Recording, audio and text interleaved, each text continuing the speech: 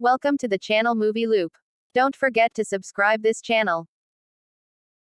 The film starts in the bedroom of a woman who has recently overdosed.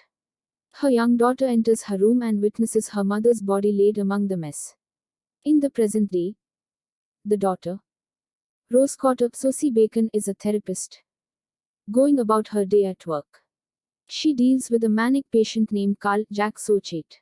He continuously mutters about people dying, and that he is going to die. Rose attempts to comfort him, but Carl continues with his episode. Rose then receives a call for an appointment with a young woman, Laura Weaver Caitlin Stacy. When Rose meets her, Laura is distressed after a recent incident where she witnessed her professor bludgeon himself to death.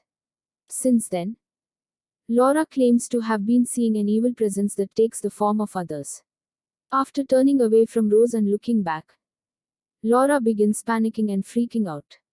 Rose calls for help, but she looks back to find that Laura has picked up a broken shard from a vase and is now flashing an unsettling grin. Laura slashes her throat before help arrives, leaving Rose in shock. Rose speaks to two detectives, one of whom is her ex Joel Kyle Gallner, for details on the event. She explains what she saw and also talks to her boss, Dr. Morgan Desai Calpen. Later, Rose goes to her home that she shares with her fiancé Trevor Jesse T. Usher and their cat Mustache. Rose and Trevor go to dinner with Rose's sister Holly, Gillian Zinser, and her husband Greg Nikaripoglu, but Rose is so traumatized from Laura's suicide that she snaps at Holly when she chastises Rose about forgetting Holly's son Jackson's, Matthew Lamb, upcoming birthday. Rose attempts to go back to work and move on. She receives a call from Holly, as they both apologize for the argument, and Holly asks Rose to at least get Jackson a birthday gift. While they talk, Rose looks out the window and appears to see what looks like Laura in the distance. When Rose walks by Carl's room, he is seen with a disturbing smile like Laura and begins to repeatedly tell Rose, "You're going to die." She calls for help and Carl gets restrained by orderlies. When Rose goes to buy a gift for Jackson, she sees an apparition of Laura again, still grinning. At home, she cannot find Mustache and is startled when the security alarm goes off. She gets a call from the security company, but it turns out to be a malicious entity that taunts Rose.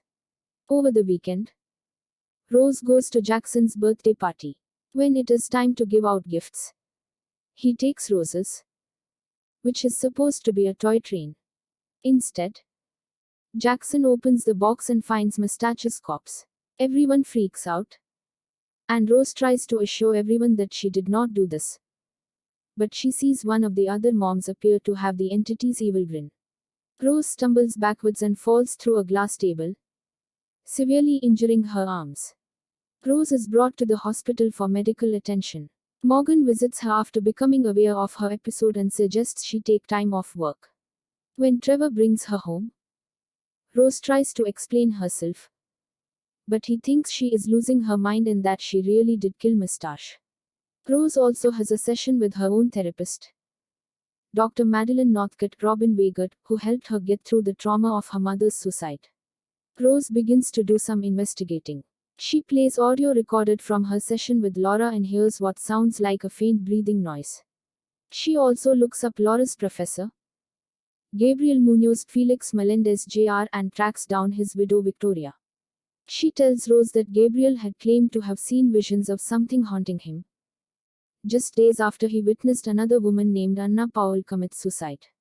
When Rose claims that she is experiencing what Gabriel did, Victoria thinks that Rose is mocking her tragedy and she orders her to leave. Rose visits Joel for help in her investigation, despite his initial reluctance. He looks up Anna Powell and finds that she died by gouging her eyes out. It is also reported that Anna saw a man commit suicide too, which is shown in security footage from a gas station where the man is seen with the creepy smile before he impaled himself in front of Anna.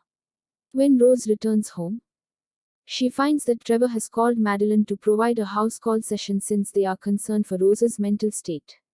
Rose snaps at Trevor, saying that he is more concerned with how she is going to make him look, leading to her storming out and breaking up with him. Rose also goes to visit Holly in an attempt to explain herself about the birthday. But Holly will not forgive Rose and says that she is spiraling like their mother did. Rose fires back that Holly never attempted to be there for their mother and that she had to take care of her until the end. Rose goes back to the car and appears to see Holly walk back to her. But it is just the entity haunting her.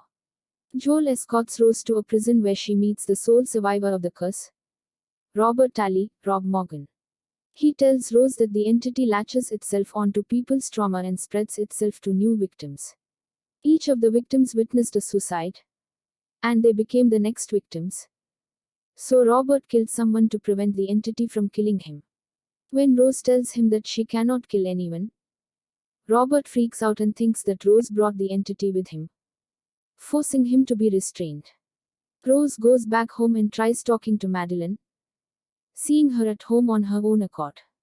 This turns out to be the entity in disguise, since Madeline calls her for real moments later. The entity, as Madeline, grins at her and says Rose's time is coming. Fearing she has no choice, Rose drives to her job with a knife. She goes into the building and finds Carl's room, where she goads him into freaking out. Morgan runs in and sees Rose stabbing Carl repeatedly. He screams and appears to tear his face off. But this is just a nightmare that Rose had after she passed out in her car. She drives away when Morgan sees her, along with the knife in her car. Rose calls Joel and tells him that she has to isolate herself in order to stop the entity from spreading to anybody else. She drives up to her childhood home where her mother died. When it is dark, the entity appears to Rose as a tall, long-haired monstrous version of her mother that is always smiling. Rose expresses her anger toward her mother for how she behaved due to her illness and how she never got the help she needed. The entity follows and taunts Rose until she sets it on fire and runs out of the house as it burns. She then goes to Joel's apartment and claims that she finally got rid of it. Then Joel tells her that she can never get rid of it, and he flashes a creepy smile. Once again, Rose was dreaming. She is still back at the house. The entity finds her and tears its face off before stretching Rose's jaw open and climbing into her mouth. Joel shows up and enters the house, only to find Rose dousing herself with kerosene. She turns around, flashing her own creepy smile, and she lights herself on fire in front of a horrified Joel. Thanks for watching. More videos, subscribe this channel.